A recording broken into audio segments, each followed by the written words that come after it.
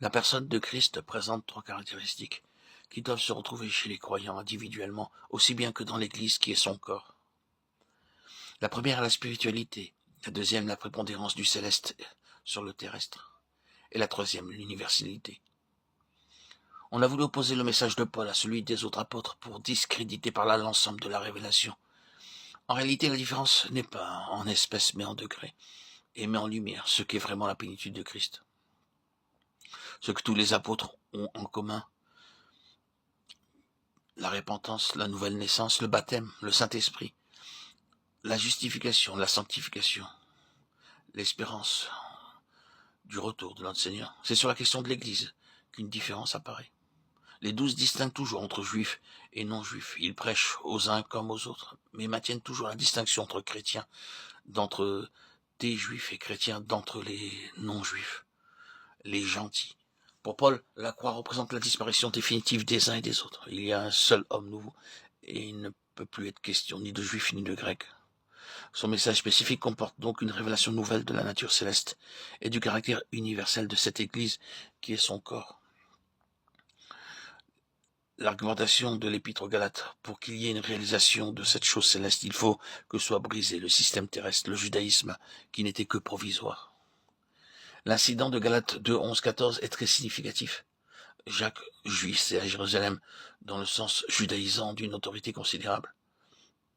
En quittant la métropole, Pierre échappe à cette influence, et il se surprend au contact de l'église d'Antioche à embrasser cette liberté glorieuse qui fait partie de la plénitude de Christ. Mais qu'arrive-t-il? Une visite de Jérusalem lui fait réaliser qu'il est sorti des normes admises par l'église mère. Surpris entre l'universalité de Paul et le judaïsme de Jacques, le pauvre Pierre chavire dans l'hésitation et se détourne par crainte des hommes de la pleine révélation dans laquelle il était entré. Si l'on veut aller tout outre avec Dieu, il faut s'affranchir des hommes, même si ce sont des piliers dans l'Église. Galates 2, 5, 6. Et se dire résolument: je refuse de perdre quoi que ce soit de la plénitude de Christ sous prétexte des soi-disant égards que je dois à mes frères. La position de Paul est une position d'indépendance absolue vis-à-vis de l'ordre établi et de toutes les formes d'influence et d'autorité qui compromettent ou restreignent la plénitude de Christ.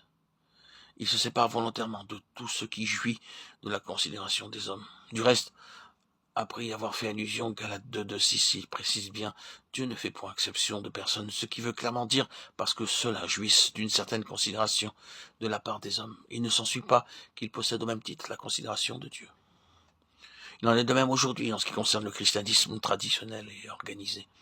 C'est l'ordre établi, et on peut en dire beaucoup de bien.